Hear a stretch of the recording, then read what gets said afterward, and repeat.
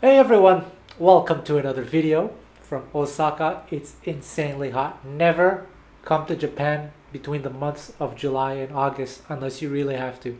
It's brutal. But anyway, today I want to talk to you about environment, hierarchy, another controversial topic. It's another philosophical video, but I love these topics. And I would love to hear your thoughts on what I have to say, especially if you have interesting, well-constructed opinions. And as always, this is unscripted, so I don't know, it's kind of fun for me to do these unscripted videos because it requires much less preparation, because these videos take a lot of time to make, to edit and all that stuff. But it's also a really good exercise for me to learn how to think fast. I watch these videos of these political commentators who are really good at debates, whether you agree with them or not. What always impresses me is how so quick-witted they are and so articulate. It's very, very impressive. And I think by doing these unscripted videos, I get to hopefully develop that skill as well. So what I have to say today is related to the previous two videos, where I was kind of like promoting my book, but also hopefully sharing a little bit of advice, especially for those of you who are a little bit younger and kind of have very serious aspirations in music, but it can apply to anyone else as well. So we're going to talk about environment. One thing that I noticed about myself, and something I'm a little bit ashamed of, is that I think I'm a very lazy person. And I always feel like not stressed out, but like a little bit uncomfortable when people tell me, "Dennis, you're such a hardworking person," and I don't think that's true at all. And in fact, what I think it is about me is that I know how to create environments where I'm forced to work hard, or else in order to survive.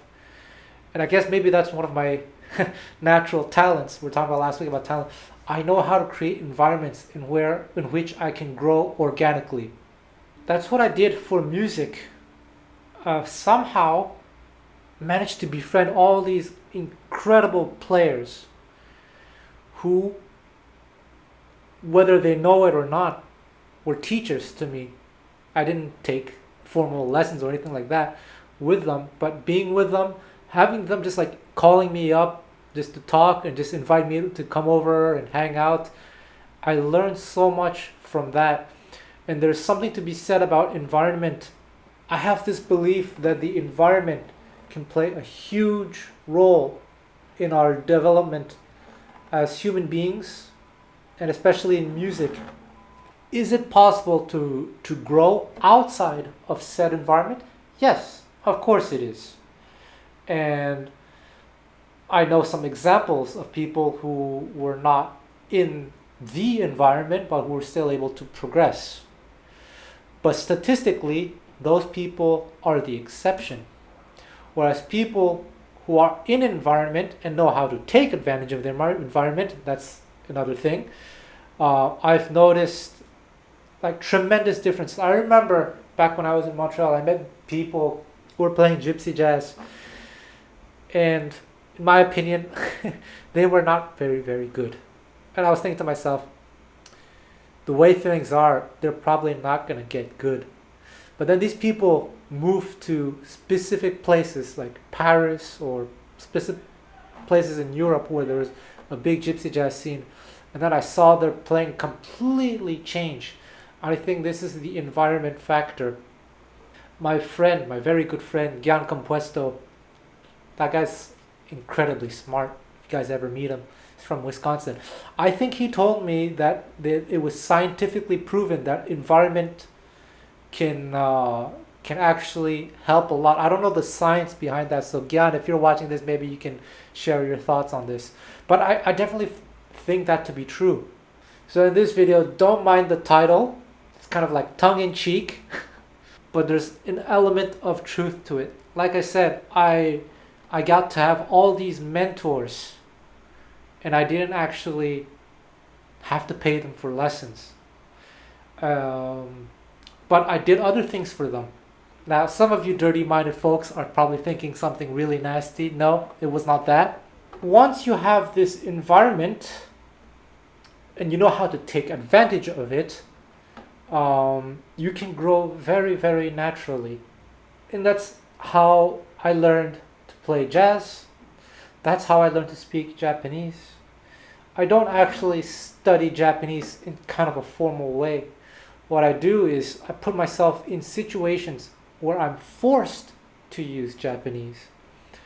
And I put myself in these situations. Well, I live in Japan, so that's the best environment to be learning Japanese, right?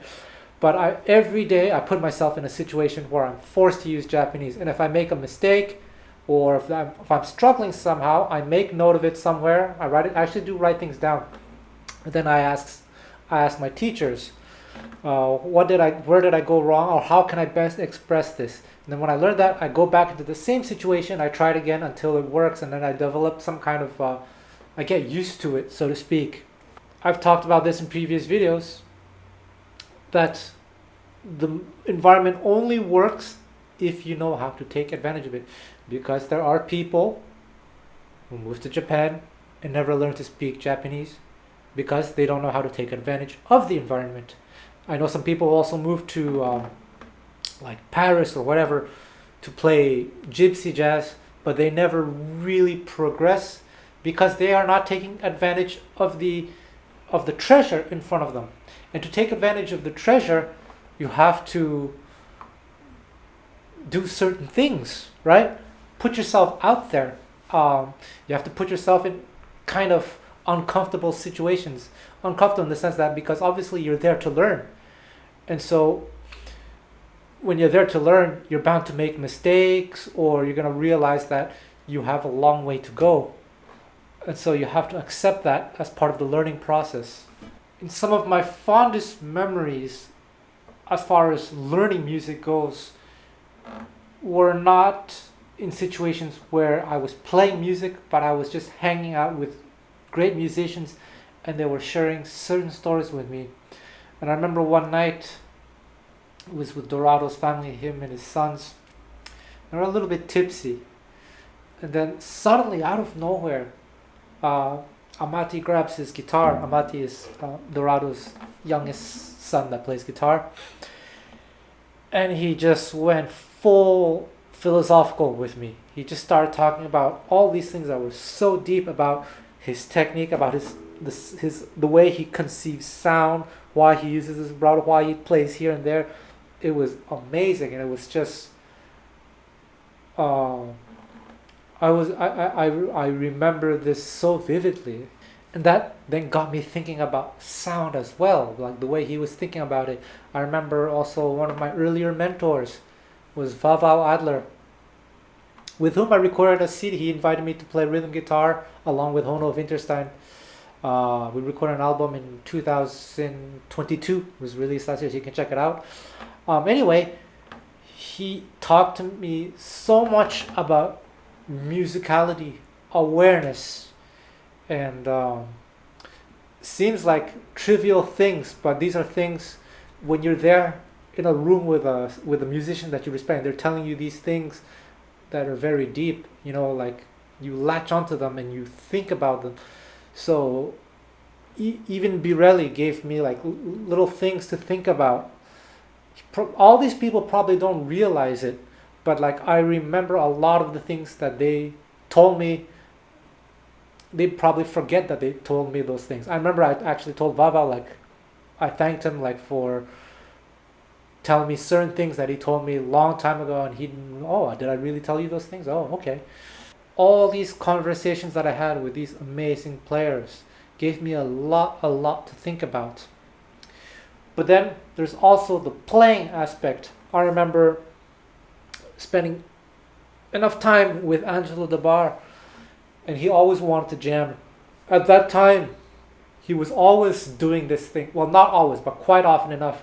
Let's say you're in a major key, in the key of G, and you have a 2-5-1, A minor, D7 to G. He would always kind of play a phrase, and when he resolved to the G chord, he didn't resolve to the G chord, he resolved to an F sharp chord.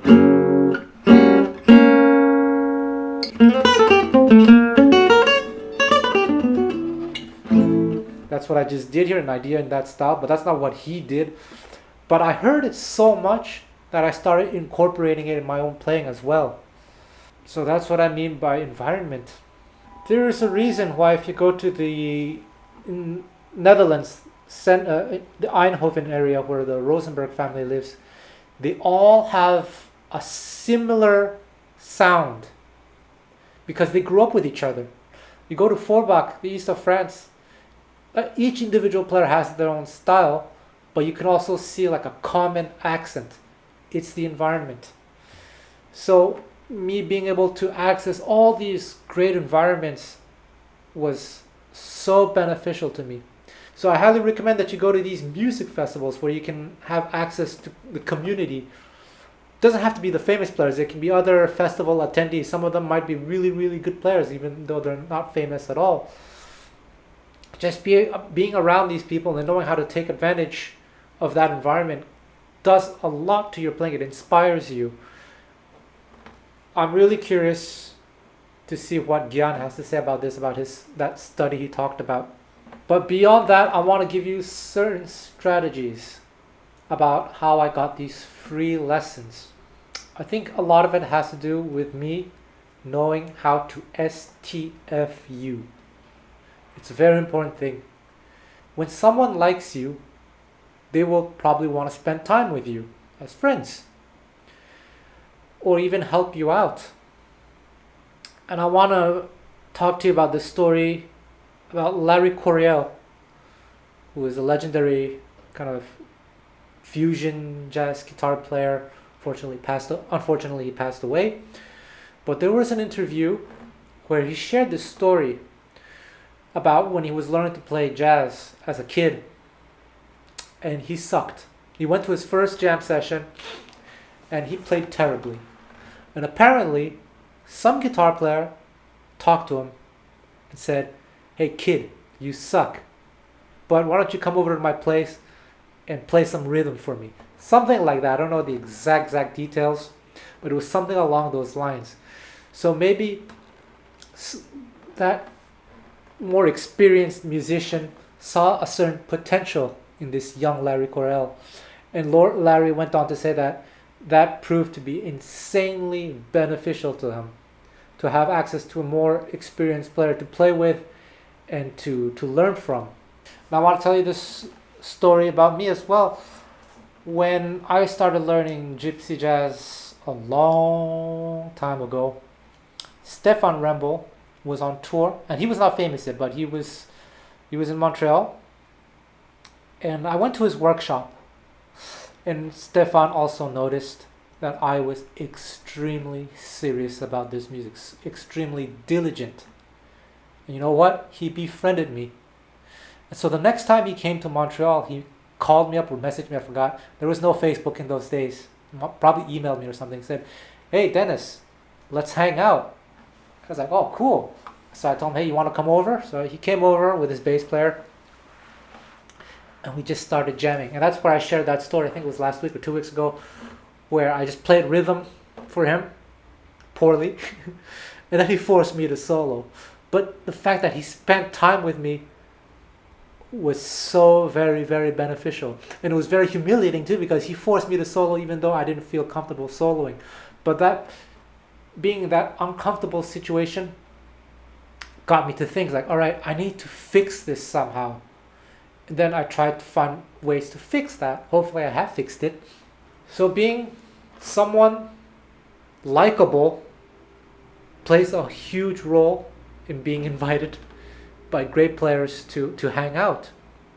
Don't be a jerk. And this is a little bit of a catch-22, because a lot of jerks don't know that they're jerks. And if they do know, then they are class A jerks. Not being a jerk is being nice. Often entails shutting up, not giving your opinion if it's not warranted, especially if your opinion is mean-spirited or passive-aggressive or thing like that. And I befriended so many players that way. Actually, I got a message from a friend out of the blue one day. He just messaged me, "Hey Dennis, I just want to thank you." Like, for what? In all this time that I've known you, you've never given unsolicited advice. You've just been listening to people's woes, and I don't remember what he said, but he said like, "I'm someone who has a lot to offer, but I only offer advice when asked for." And I think, well, there are reasons for that. When I was younger, I used to give unsolicited advice as well. And I realized how very, very poorly received that sometimes was. Because not everyone wants constructive criticism. And I accept that. I that's fair. And just FYI, my advice has always been correct. Because eventually some people, through other means, followed my advice that I had given them years prior, and then they fixed what they needed to fix. But not the timing is important, I've learned. So these days, I just don't really say much. You know, like how much it meant to me that David Reinhardt contacted me to help him run the Reinhardt family camp, which is very difficult to run. There's logistical problems, me not being in France and things like that. But he can ask anyone in France to be his partner, but he chose a guy who was living in Canada. That meant so much to me. Or even a guy like Rocky Gresset would just like tell me, "Hey, anytime you want to play, like just let me know, or come over next time you're in Paris, come over, hang out." I've heard stories about Rocky Gresset refusing to play with certain famous players. I don't know why, but he's willing to hang out with me and play with me. I don't think I'm a special musician. I think I'm a very competent musician, but I'm not like I said last week, I'm not a god of a guitar player or a god of a musician. I'm just your average competent musician, if you will. But some of these guys love hanging out with me. And so being able to show genuine kindness towards others is maybe a factor in that. And this is where I'm going to talk about hierarchy. I want to talk about this, a little bit of a sensitive thing. And I mentioned this some weeks ago. But the reason why I'm talking about this, I wouldn't talk about this under normal circumstances. It's kind of one of those things that people know but don't talk about because it's sensitive. But the reason why I'm talking about it right now is while I was in America, in France, on at least 3 separate, unrelated occasions, friends of mine were talking about hierarchy. And that's like, wow. And I started thinking about it. It actually is true. A lot of it was related to jam session etiquette, or even me living in Japan. Like, people ask me, do people in Japan understand hierarchy? Well, actually they do, but hierarchy works in a very, very different way. Often has to do with perceived seniority based on age, gender. That's a complicated topic. I'll talk about Japan another time. But in the case of jam sessions, like, I remember one person, great player, being pissed off because there were not so good players playing and they didn't understand the hierarchy. And if you don't think hierarchy exists, or if you think hierarchy is bad, well, here's the thing. Let's say you think hierarchy is a bad thing, like the concept of it. Whether you think it's good or bad is irrelevant. Think about this. How often do you see like the top players hanging out with the normal people and jamming with them? It is extremely rare, isn't it? Especially at some of these gypsy jazz festivals where a lot of quote-unquote regular people and quote-unquote famous people are in the same place. And you notice what? The famous great players are in their own close circles. It's very hard to penetrate into that circle. So whether it is said or not, those famous players are not hanging out or jamming with regular people. Why is that? Because they don't want their fun to be spoiled. Whether you agree with that or not, it's irrelevant, but it's a fact. But me personally, I like to encourage people. So, this past summer at Django in June, I made it a point to hang out with as many people as possible, just to sit down with them, maybe even play a tune, regardless of who they were. Because I feel doing that, showing that act of kindness, can go a long way for certain people, because it certainly went a long way for me. I wouldn't be where I am right now without the kindness that was shown to me by so many people. Yeah. And there's also, unfortunately, especially with younger talented people, of which there are so many these days, it's unbelievable how many young talented musicians there are, the YouTube generation. But there's this situation where you have these older people, my age or even older, who start to feel jealous that there are these young people, and then they kind of gatekeep things. They block them from progressing in their career or prevent them from accessing certain things. And I think that's just unfortunate, this insecurity. I feel that if there are these young people who are playing really well, potentially quite often, to be honest, better than me, as far as soloing is concerned anyway, then it's my own problem. If I want to stay relevant, then I need to up my game. I need to practice. And this is the natural evolution of things. It's normal that each new generation gets better and better and better, because they are building on the foundations that the previous generation set for them. And that's wonderful. And I want to encourage people like that. I know one young guy even personally talked to me and said, "Thank you for giving me a chance when others of my age would not." Don't be a jerk. Understanding the hierarchy also means you understand your level. If I'm gonna be jamming, let's say, with Birel Lagren, and for some reason I felt the urge to take a solo, I would make sure it's on a song that I know very well. And I probably wouldn't take too many chords, maybe even one is enough. And I remember when I did that tour with Birel, I told him, he told me you should take a solo on a few songs or something. I said, no, I don't want a solo. And he told me, "I'm the boss. You do as I say." So, all right. So the first gig played minor swing. So we did the melody.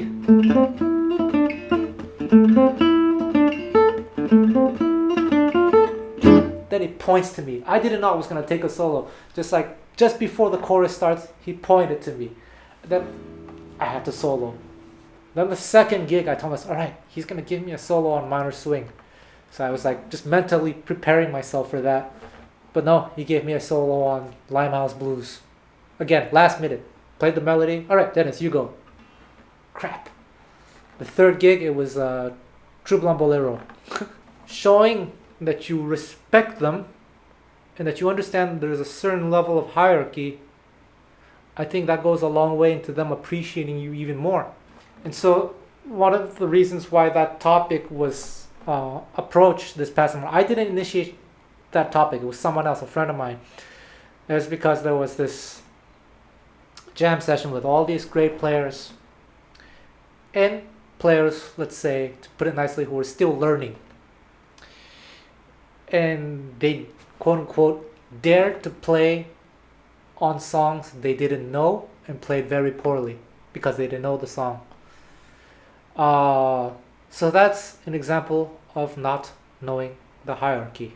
So my suggestion for you is, short of being in like a city where there's all these great players, hopefully you live in a place where there's at least one, maybe even two great players. Try to message them. And depending on your level, if you're kind of like, if you see that you're not at the same level as them, you can contact them, but see if it's possible. Like, think of this as a transaction, because very few people would really donate their time, right? What's in it for them, so to speak? For example, in the case of Larry Coryell, that person who asked Larry Coryell to come by and jam, well, I don't know what that person's situation is, but I think that person, it was worth it for that person, because maybe in those days they didn't have the backing tracks that we have today, or loop pedals or recording gear. So short of playing just with a metronome, the next best thing you can do is find someone to play with. And why not ask someone who's kind of a beginner, but competent enough to just play rhythm for you, and you get to practice soloing. And that person who's just accompanying you can learn so much just hanging out with you. They're going to learn a lot of tunes. They're going to learn to be better accompanists because it's just the two of you. That person's going to be giving you advice. So my advice to you is, if you can find a great player, and especially a great player that's probably practicing a lot, see if they're willing to hang out with you in that way, like play rhythm for them, so they can practice. If you feel you absolutely need to take a solo, don't take too many courses, or don't take a solo on every single song. That's how you are sure to keep getting invited. Or if you have like these, I've also seen situations where they have these jam sessions where anyone can attend. And some players who are really, really good start getting fed up with those jam sessions, that they created private jam sessions among only good players. And it makes sense, because why would they waste their time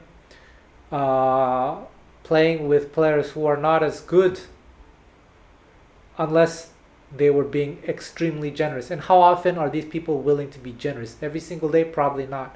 But imagine this. Let's say they have this private jam, only great guitar players, or whatever style of music you're playing.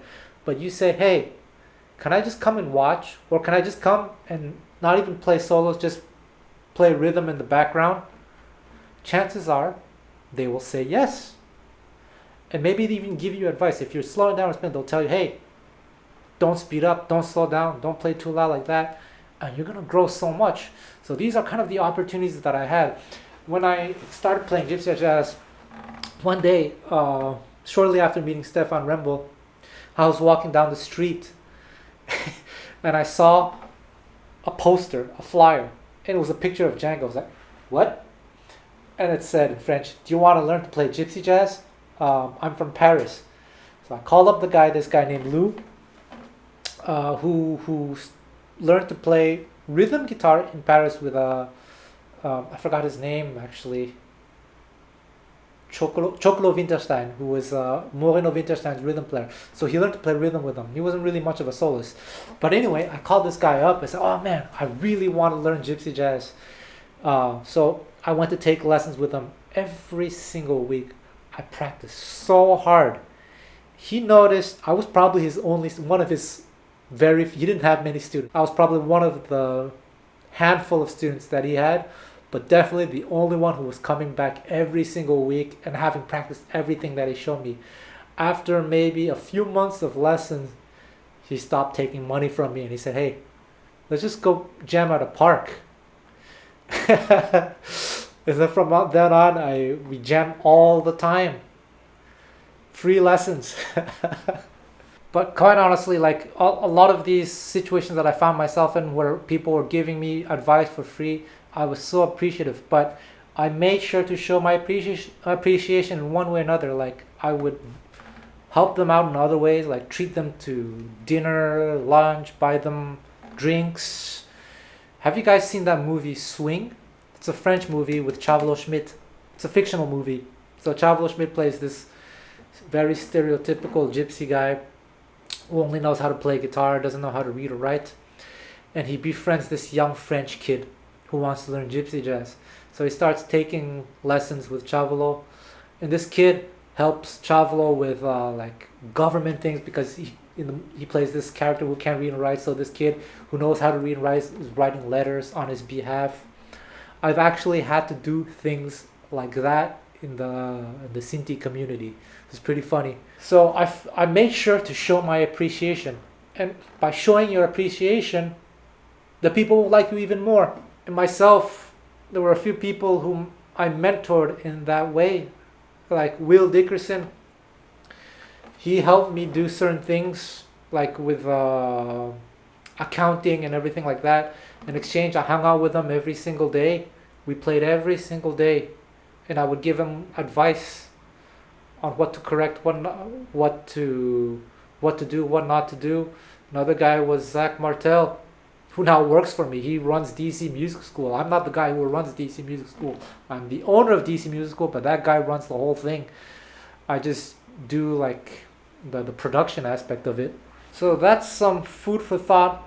Maybe get you to think about this. So is there someone in your hometown that you respect, experienced musicians that from whom maybe you can learn something? Take advantage of that person. Those people are a gold mine. I say this because I meet a lot of people who never really get very far. They say, I'm going to learn on my own. I don't need to take lessons from anyone. That's BS. And I'm proven right because some of those people have given up or have stagnated.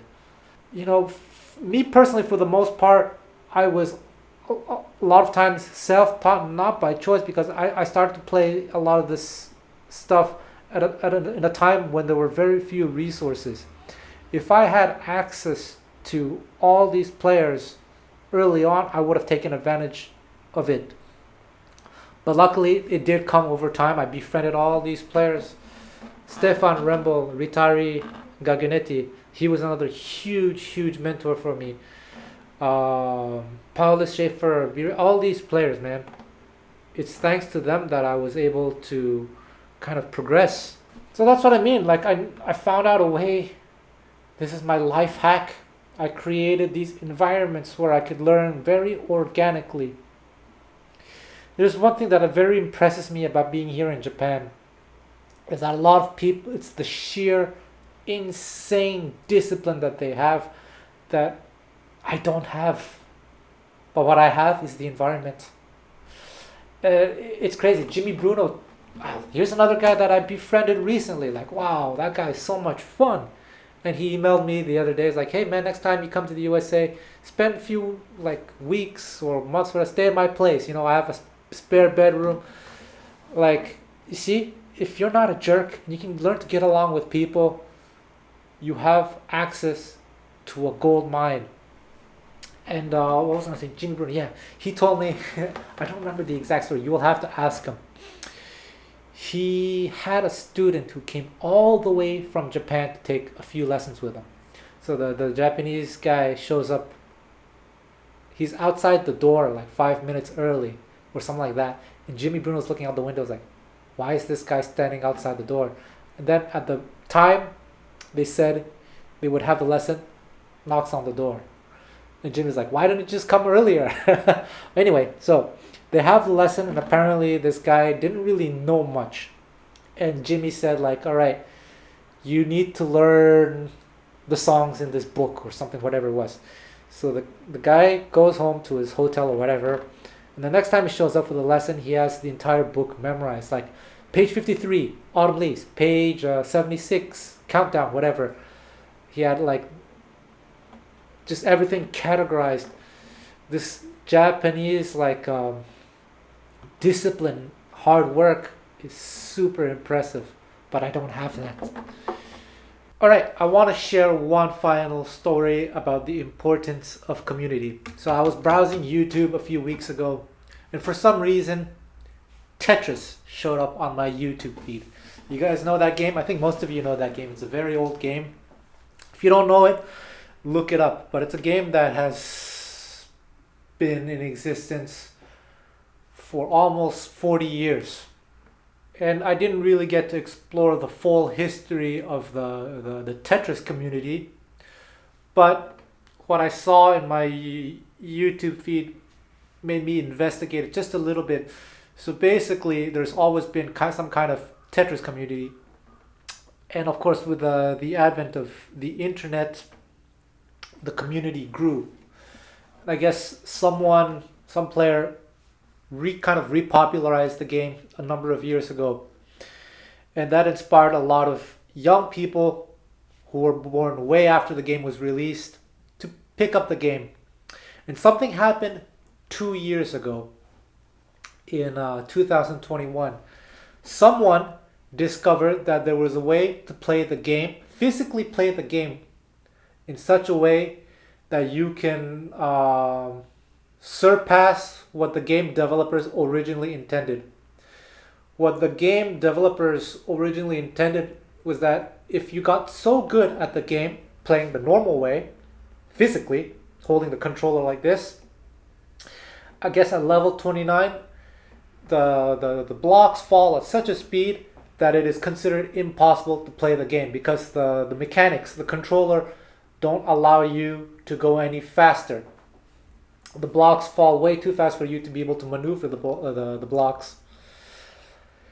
And then, before that, someone discovered that instead of playing the game traditionally, which is like to hold the left and right buttons and all like that, you could tap really fast. And with enough practice, you can learn to tap the buttons fast enough that you can kind of survive at that level 29, which is considered impossible. But that requires tremendous skill, being able to tap really fast. But then, just a few years later, what happened in 2021, someone discovered something new. That they discovered, of course, tapping with your thumb or with your fingers, you can only go so fast, right? But someone discovered that if you put just, like say, the index finger in front of the button like this and hold the controller backwards and you do this, you essentially manage to tap 1, 2, 3, 4 4 times at an extremely fast rate. You move the controller so that you tap against the controller so that it presses against your index finger pushing the button, and that's how you can play at extremely fast speeds. And so this was discovered around then, 2 years ago, during the pandemic. I guess people were bored, and that inspired a lot of really young kids, 11 years old, 12 years old, to pick up the game, to practice it and to hone that skill. And now in the past 2 years, the game has changed completely, and some people have broken the record in ways that the game developers never imagined possible. For the first time, young kids were able to make the game last seemingly forever until they made a little mistake. So level 29 was considered impossible, and I forgot what the record was. Some kid managed to go way past level 100 until like just at one point the game starts to glitch because it can't compute things anymore. And yeah, so this is made possible through community. This is a virtual community, but people are sharing information online, they're streaming and they're talking to each other. And so it's the same with music. Because I do meet, as I've mentioned before, I've met some people who say, oh, I don't need to learn from a community, I can learn on my own. I have books, I have whatever. And again, these people all gave up eventually anyway, or never really got really good. But those who are practicing really hard, seriously, but also involved with the community, they grow very, very fast. So that's a very interesting story, isn't it? So there we go. I'd be curious to hear your thoughts on this. Please leave a comment. Please like. Please subscribe. Yay! Check out my book.